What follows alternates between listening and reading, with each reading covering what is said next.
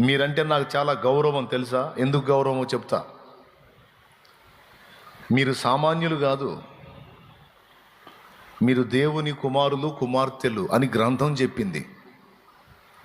మీకు దేవదూతల కాపుదల ఉంది, గ్రంథమే చెప్పింది ఆ మాట. నువ్వు బైక్ తీసుకొని బయలుదేరినప్పుడు భక్తిపరుడా, దేవుని ప్రేమించువాడా, ఎప్పుడు ఆయన ప్రపంచంలోనే ఉండువాడా,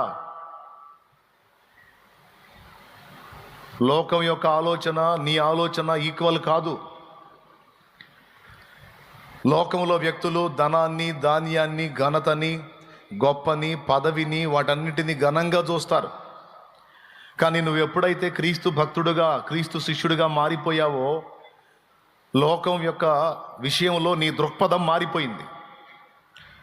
ఇప్పుడు మనుషుల్ని నువ్వు ఎలా చూస్తావో తెలుసా? ఆత్మలు అంటావు నువ్వు.